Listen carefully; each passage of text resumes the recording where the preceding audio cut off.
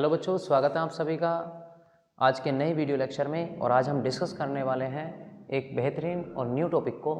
Topic का नाम है गॉस की प्रमेय तथा इसकी सहायता से कूलाम के नियम की व्युत्पत्ति। पहले हम समझते हैं बच्चों, जैसा कि इस टॉपिक में पता है कि गॉस की प्रमेय को पढ़ना है और उसके बाद हम इस प्रमेय की सहायता से कूलाम के नियम की उत्पत्ति करेंगे। तो सबसे पहले हमारा जो टॉपिक है वो यही होगा कि गॉस की प्रमेय क्या है। यानी कि हम समझते हैं बच्चों गॉस की प्रमेय को। तो गॉस की प्रमेय बच्चों कहा क्या गया ये समझिए आप।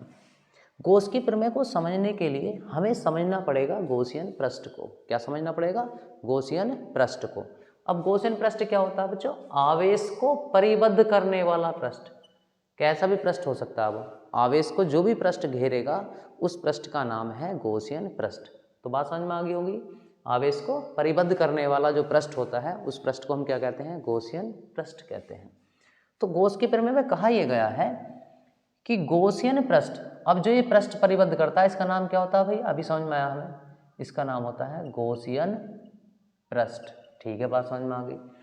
तो इस गॉसियन पृष्ठ में से होकर गुजरने वाला कुल वैद्युत फ्लक्स, इस गॉसियन पृष्ठ में से होकर गुजरने वाला कुल वैद्युत फ्लक्स यानी कि फाई ई, उस पृष्ठ के भीतर स्थित नेट आवेश Q का, नेट मतलब कुल आवेश Q का 1/ε0 गुना होता है। यही गॉस की प्रमेय है। दोबारा समझ लीजिए, क्या किसी गॉसियन पृष्ठ में से, मतलब इस पूरे इसमें से होकर गुजरने वाला कुल वैद्युत फ्लक्स यानी कि फाई ई, उस पृष्ठ के भीतर स्थित नेट आवेश Q का, नेट मतलब कुल आवेश जितना भी है Q का 1/ε0 गुना होता है। क्लियर है? यही क्या है? गॉस की प्रमेय है। आप चाहें तो इसे ऐसे लिख सकते हैं कि फाई ई बराबर Q/ε0। जो इसकी परिभाषा लिखना चाहते हैं वो परिभाषा भी लिख सकते हैं। परिभाषा में क्या लिखना आपको? सबसे पहले लिखना होता है इस प्रमेय के अनुसार। लो जी, इस प्रमेय के अनुसार क्या लिखना है जी? इस प्रमेय के अनुसार, इस प्रमेय के अनुसार हमें लिखना है क्या? किसी गॉसियन पृष्ठ, किसी गॉसियन पृष्ठ में से होकर गुजरने वाला, होकर गुजरने वाला कुल वैद्युत फ्लक्स, कुल वैद्युत फ्लक्स यानी कि फाई ई। ठीक है जी। उस पृष्ठ के भीतर, उस पृष्ठ के भीतर, अभी प्रश्न नहीं बनाया था हमने, उस पृष्ठ के भीतर स्थित नेट आवेश, स्थित नेट आवेश। अब नेट का मतलब आपको पता है, नेट का मतलब कुल आवेश। नेट आवेश कितना? Q का, नेट आवेश Q का कितने गुना? देख लो Q का कितने गुना है बताओ? 1/ε0 गुना होता है। अर्थात क्या मतलब है भैया? परिभाषा में जैसा कि अभी हमने लिखा है कि किसी गॉसियन पृष्ठ में से होकर गुजरने वाला कुल वैद्युत फ्लक्स यानी कि फाई ई, उस पृष्ठ के भीतर स्थित नेट आवेश, क्या है नेट आवेश? Q का, एरिया Q का कितने गुना होता है? 1/ε0 गुना होता है। गुना का मतलब गुणा होता है। जब इसे सोल्व करेंगे, एक से गुणा करेंगे Q/ε0। यही गॉस की प्रमेय का सूत्र है या यही गॉस की प्रमेय है। कोई डाउट तो नहीं सभी को? लेकिन बच्चों इसका मेन डेरिवेशन हमें करना क्या है? हमें करना है कि गॉस की प्रमेय की सहायता से कूलाम के नियम की व्युत्पत्ति, ये हमें डेरिवेशन करना है। आइए सीख लेते हैं इस डेरिवेशन को। अभी फिलहाल हम क्या कर रहे हैं बच्चों? इसे रफ कर ले रहे हैं, जगह थोड़ी कम है, स्पेस इस पर रफ कर ले रहे हैं। आप में से स्क्रीनशॉट लेना तो ले सकते हैं। ठीक है, ले लिया होगा आपने स्क्रीनशॉट। अब हम इसे रफ कर रहे हैं।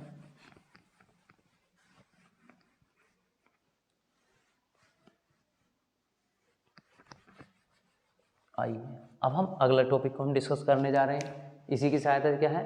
कूलाम के नियम की व्युत्पत्ति। मतलब हम हेडिंग नोट कर सकते हैं। इसमें क्या है जी, आप ये डाल सकते हैं कि मैं छोटा हेडिंग लिख दे रहा हूं केवल, कूलाम के नियम की व्युत्पत्ति, लेकिन आपको पूरा लिखना पड़ेगा। आपको हेडिंग ऐसे डालना है, गॉस की प्रमेय की सहायता से कूलाम के नियम की व्युत्पत्ति। ठीक है, पूरा हेडिंग डालना अच्छे से, तब लिखना है। आइए हम समझते हैं। हम कूलाम के नियम की उत्पत्ति कर रहे हैं। अब बच्चों पहला कूलाम का नियम पता हो हमें। देखिए कूलाम का नियम होता है इतना, 1/4πε0 Q1 Q2 अपॉन R², ये हमें लाना है। लेकिन ये वैद्युत बल की अगर हम बात करें तो बच्चों हमें कूलाम का नियम इतना चाहिए। अभी कैसे उत्पत्ति होगी, 2 आवेश चाहिए इसके लिए। आइए हम समझते हैं कैसे। इसे हम रफ कर ले रहे हैं इधर से समझते हुए। हम इसके लिए ऐसा मान लेते हैं, एक आवेश मानते हैं पहले। देखिएगा, मान लिया कि ये कोई बिंदु है और इस बिंदु पर एक आवेश रख दिया, कैसा, +Q, तो इसका नाम हो जाएगा बिंदु आवेश। नाम रख सकते हैं, माना बिंदु O पर एक बिंदु आवेश +Q रखा है, रख दिया जी। ठीक है, इससे R दूरी पर, कितनी दूरी पर, R, एक बिंदु क्या है यहाँ पर, P है। लो जी, एक बिंदु P भी मान लिया। इस बिंदु P पर हमें वैद्युत क्षेत्र की तीव्रता ज्ञात करनी है। अब आप सोच रहे होंगे जी वैद्युत क्षेत्र की तीव्रता थोड़ी निकालनी है हमें तो कूलाम का नियम निकालना है। देखिए ध्यान दीजिए, ये आवेश क्या करेगा, अपना वैद्युत क्षेत्र बनाएगा सभी दिशाओं में, बल रेखाएं निकलेंगी +Q सभी। तो उस वैद्युत क्षेत्र के भीतर ही हम इस बिंदु P को मान रहे हैं। लेकिन इस बिंदु P पर वैद्युत क्षेत्र है या नहीं, पहले तो ये गणना करनी पड़ेगी। अगर इस पर वैद्युत क्षेत्र है, इसकी टेस्टिंग करके कौन बताता है, वो बताता है बच्चों परीक्षण आवेश Q0। नाम इसका परीक्षण रखा गया है क्योंकि परीक्षण करके बताएगा। अब इस बताओ, इस आवेश, अगर हम इस आवेश को यहाँ रख दें तो इस पर कितना बल लगेगा। हम जानते हैं बल का फॉर्मूला होता है एक आवेश के F बराबर QE। तो ये तो बल इस पर ये लग रहा है, आवेश कितना है Q0, तो Q0E। तो बच्चों हमें Q0 तो फिक्स है हमारे पास ही, इतना रहेगा। लेकिन क्या निकालना पड़ेगा इस बिंदु P पर, वैद्युत क्षेत्र नहीं पता कितना है। तो अगर वैद्युत क्षेत्र हमारे पास आ जाएगा तो हम क्या कर सकते हैं बच्चों, जैसी वैद्युत क्षेत्र आएगा इस वाले फॉर्मूले में रख दीजिए, कूलाम के नियम की उत्पत्ति हो जाएगी। अगर हमें ये कॉन्सेप्ट समझ में आ गया है तो हम आसानी से इस डेरिवेशन को कर सकते हैं इजी तरीके से। तो बात समझ में आ गई कि हमारा टारगेट है ई का मान निकालना। तो आइए ई का मान कैसे निकालते हैं इसे हम समझ लेते हैं। तो हमने क्या लिखा, थ्योरी में थोड़ा लिखना है, आपको ही लिखना है क्या, माना बिंदु O पर एक बिंदु आवेश क्या है, +Q रखा है, जिससे R दूरी पर एक बिंदु P है। इस बिंदु P पर हमें वैद्युत क्षेत्र की तीव्रता ज्ञात करनी है।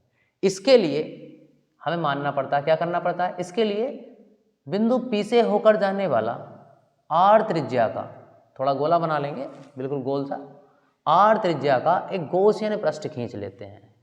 लो जी, बना लिया हमने। कोई डाउट किसी को बताओ।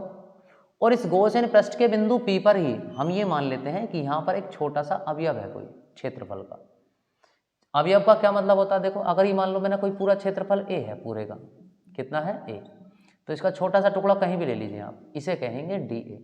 तो ऐसे पूरे गोले का एक छोटा सा हमने टुकड़ा ले लिया यहाँ पर DA, क्या नाम है इसका, DA। पूरे का क्षेत्रफल अगर A है तो इसका क्षेत्रफल कितना हो गया, DA।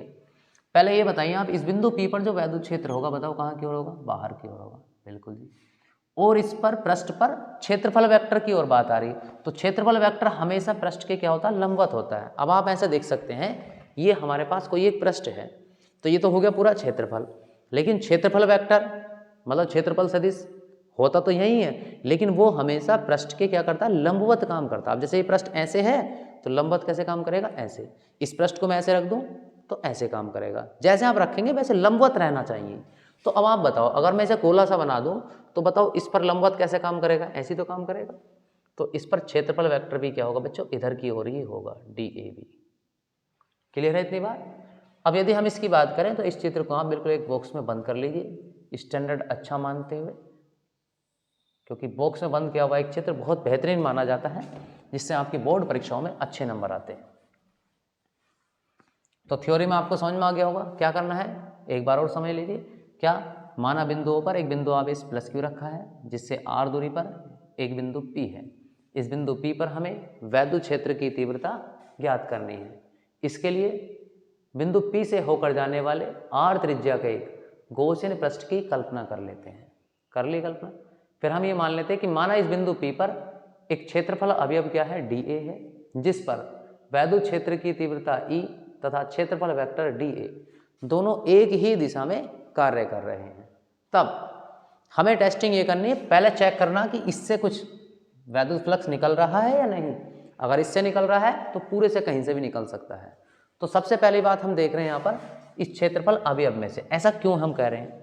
देखिए, आपको अगर मान लीजिए यहाँ से एक शहर से किसी दूसरे शहर जाना है, तो आप मान लीजिए छोटी दूरी है, तो उसके लिए हम क्या करें, बाइक से जाएंगे। और बाइक से अगर हम जा रहे हैं तो पहले हम टेस्ट ड्राइव लेंगे बाइक की, बाइक ठीक चल रही है या नहीं। अगर बाइक ठीक चल रही है तो हम क्या करेंगे, फिर उसी बाइक से हाँ भाई लंबे रूट पर जा सकते हैं, अनुमान हो जाएगा। सेम वैसा ही फिजिक्स में भी अनुमान निकालने के लिए हम छोटा सा एक अल्पांश ले लेते हैं, छोटा सा टुकड़ा, कि अगर इस छोटे से टुकड़े में से निकल सकता है फ्लक्स तो पूरे में से भी निकल सकता है। क्लियर इतनी बात? तो देखिए कैसे। हम सबसे पहले स्टार्ट कर रहे हैं, इसमें क्या आप लिखेंगे, क्षेत्रफल अवयव। लो जी, क्षेत्रफल अवयव क्या नाम है, dA में से होकर गुजरने वाला वैद्युत फ्लक्स।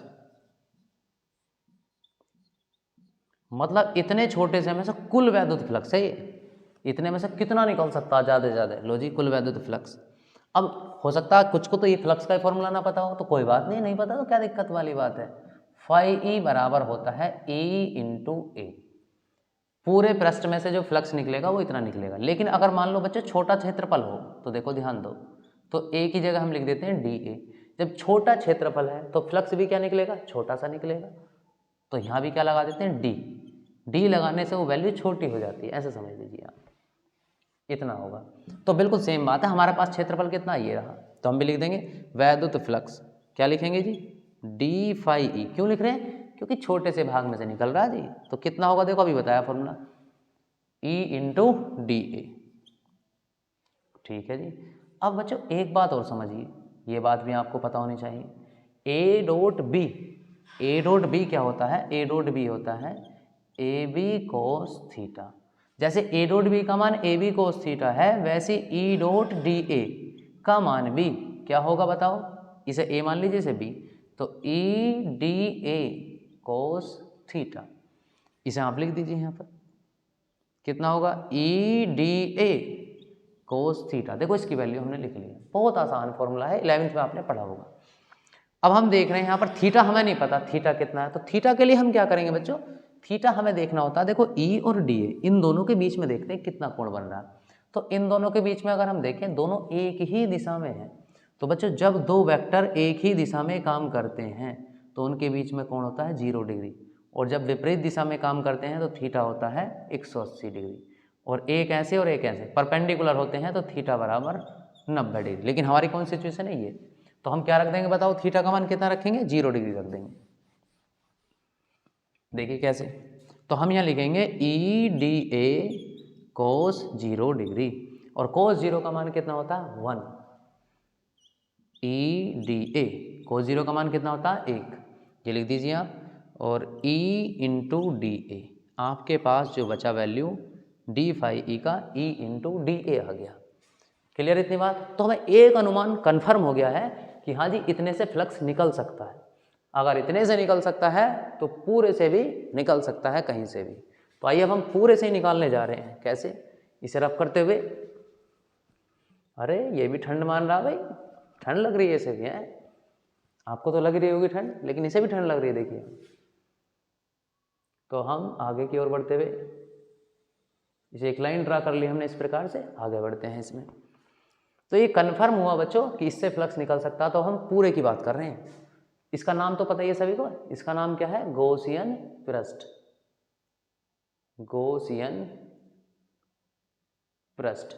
तो ठीक है जी, पूरे में से निकाल कर देखेंगे। अब तो जहां जाना वह जाएंगे हम। क्या अब लिखना है इसमें आपको, संपूर्ण गॉसियन पृष्ठ में से होकर पूरे में से गुजरने वाला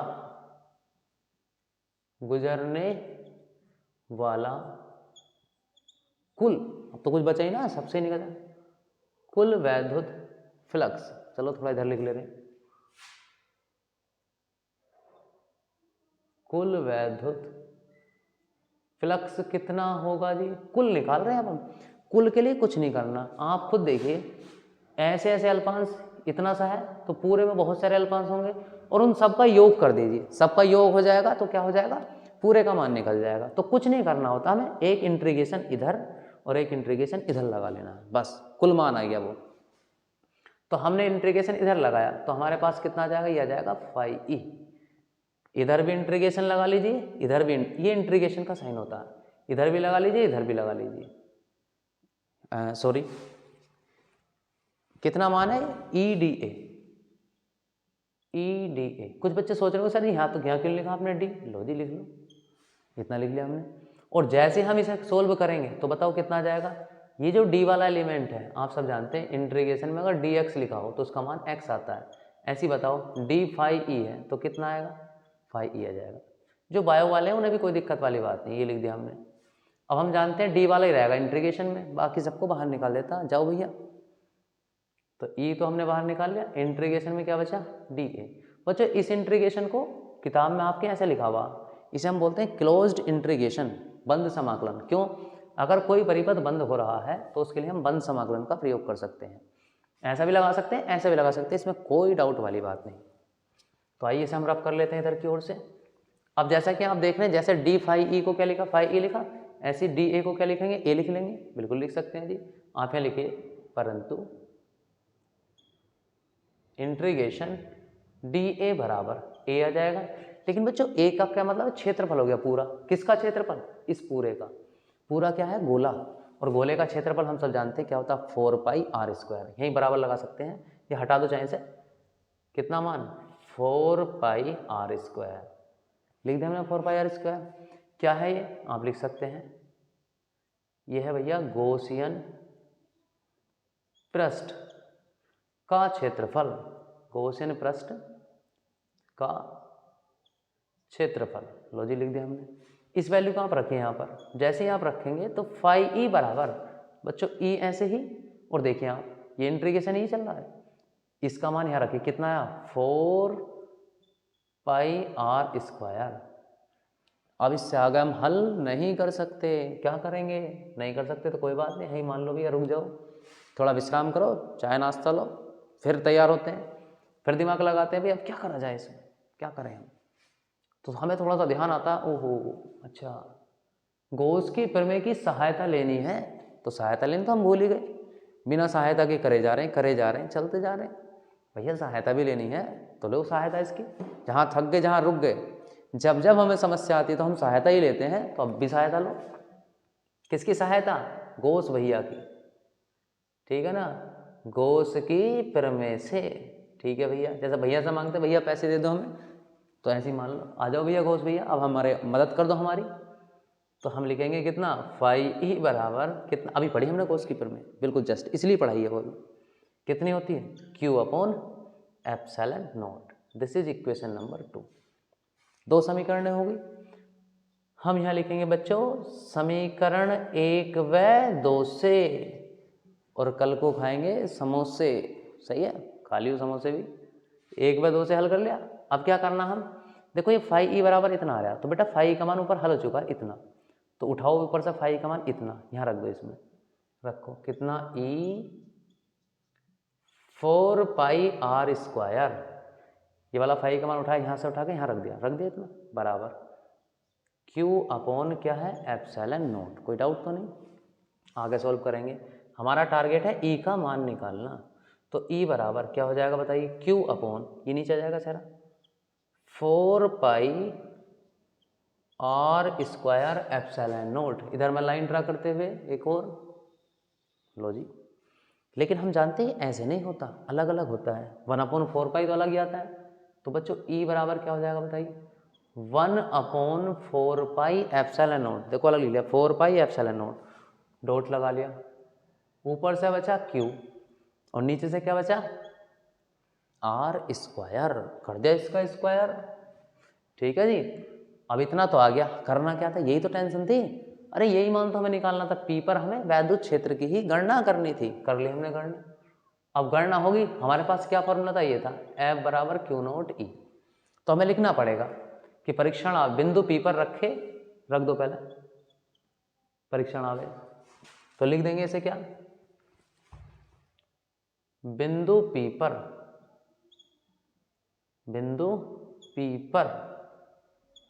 रखे परीक्षण आवेश,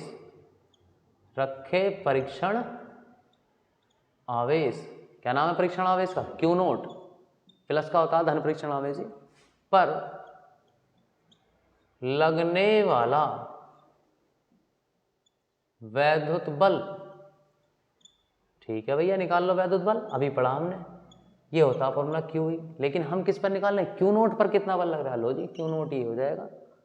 और नकल करने में तो हम पहले से माहिर हैं, बचपन से नकल ही करते हुए आए हैं, अब भी नकल करनी है। क्यू नोट ऐसी लिख दो, नकल करने पर मतलब ऊपर से मान उठाने पर, क्यू नोट इंटू ई का मान कितना, 1/4 pi epsilon naught Q upon are square. But हमने क्या करा है, ई का मान उठा करके यहाँ रख दिया है। अब क्या करेंगे भैया, टमाटर तो टमाटर वाली टोकरी में साजे, तो यहाँ से उठा के यहीं रख दो, टमाटर वाली टोकरी में अच्छा लगेगा ना, तो कर दो इसे, ये भटक रहा है बेचारा। तो q naught upon are square, लो जी यही कूलाम के नियम का सूत्र है। किसकी सहायता ली हमने, गॉस की प्रमेय की सहायता ली। हो गया कूलाम का नियम। कुछ बच्चे सोच रहे हैं सर जी कूलाम का नियम हम तो ये वाला पढ़ा, कोई बात ना भैया, ये वाला पढ़ा दो, ये वाला भी पढ़ लो, हम कब मना कर रहे हैं भैया। इसे Q1 मान लियो और इसे Q2 मान लियो, तो यही आ जाएगा, नहीं आएगा, देख लो। Q1 की जगह क्या Q और Q2 की जगह क्या है, Q naught upon are square, same है नहीं है, तो इसे हम रफ कर दे रहे हैं नीचे से। यही कूलाम के नियम का सूत्र है। बच्चों बल का मात्रक क्या होता है, न्यूटन। आप इसका स्क्रीनशॉट ले सकते हैं, ठीक है, जो इसका स्क्रीनशॉट लेना चाहते हैं ले लीजिए आप इसका स्क्रीनशॉट।